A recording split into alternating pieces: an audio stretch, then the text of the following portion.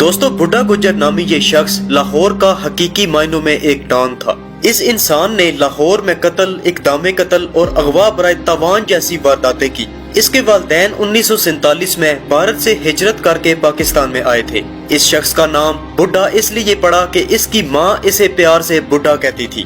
بڈھا گجر جب 2 سال کا تھا تو اس کے والد کا انتقال ہو گیا۔ 14 سال کی عمر میں اس نے لاہور میں کاشتکاری شروع کی۔ اس کی زمین کے ساتھ ہی ایک زمین لاہور کے مشہور سیاستدان قبضہ گروپ کی زمین تھی۔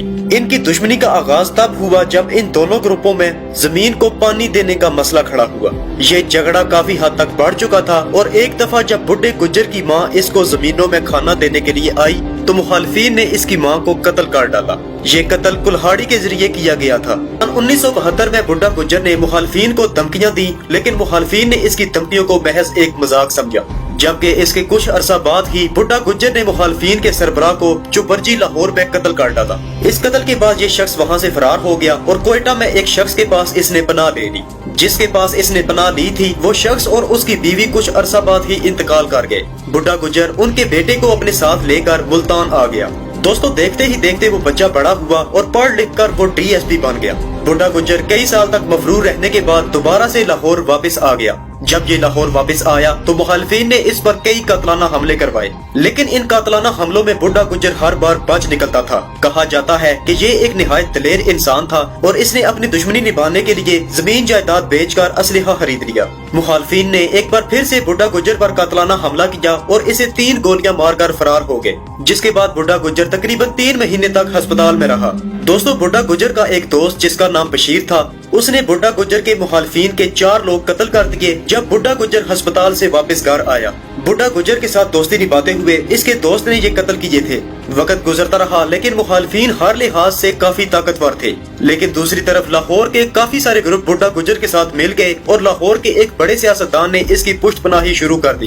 جب اس کو سیاسی سپورٹ ملی تو اس کے مخالفین نے اس کے ساتھ صلح کرنے کی کوششیں شروع کر دی، لیکن اس نے کسی سے بھی راضی نامہ نہیں کیا اور ایک دفعہ جٹ گروپ نے اس پر حملہ کر دیا، لیکن خوش قسمتی سے یہ شخص اپنے ڈیرے پر موجود نہیں تھا اور اس حملے میں بدقسمتی سے اس کا وہ دوست بشیرہ قتل ہو گیا تھا۔ کہا جاتا ہے کہ بڈھا گجر نے اپنے اس دوست کے قتل کا بدلہ لینے کے لیے مخالفین کے کئی لوگوں کو گھر میں گھس کر قتل کیا تھا۔ اس بدلے کی آگ میں بڈھا گجر نے تقریباً 19 کے قریب لوگ قتل کر ڈالے اور اس دوران اس کا گروپ تقریباً پورے پنجاب میں مشہور ہو چکا تھا۔ اس شخص کے 3 بیٹے معراج گجر، جگا گجر اور مکھن گجر ہیں۔ اپنے باپ کے نقشے قدم پر چلتے ہوئے معراج گجر نے 9 سال کی عمر میں پہلا قتل کیا۔ بڈھا گجر کے خلاف جب ایک اور گروپ میدان میں اترا تو اس وقت یہ شخص کافی بوڑھا ہو چکا تھا۔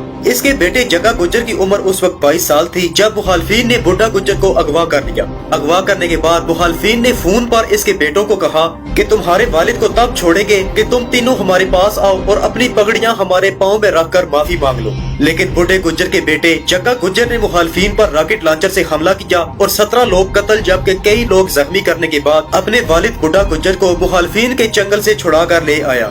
دوستو بڈھے گجر کا انتقال اس وقت ہوا جب اس کے بیٹے جگا گجر کو ایک پولیس مقابلے میں قتل کر دیا گیا۔ جگا گجر کے قتل ہونے کے بعد ہی بڈھا گجر کو ہارٹ اٹیک ہوا اور یہ 1988 یعنی 1988 کو انتقال کر گیا۔ بڈھا گجر اور اس کے بیٹوں نے لاہور شہر پر 20 سال تک راج کیا تھا۔ چودھری رئیس احمد عرف بڈھا گجر وہ واحد ڈان تھا جس پر پاکستان کی فلم انڈسٹری نے 3 فلمیں بنائی ہیں۔ ان فلموں میں بڈھا گجر، بڈھا شیر اور دادا بدماش فلمیں شامل ہیں۔ دوستو گجرات کی ایک پنچایت میں ایک بھینس کی وجہ سے معمولی تلخ کلامی پر 39 لوگ قتل ہو گئے۔ گجرات کے مشہور زمانہ سید گروپ اور گجر گروپ کی دشمنی کی داستان سننے کے لیے سکرین پر دی گئی ویڈیو پر کلک کر دیں۔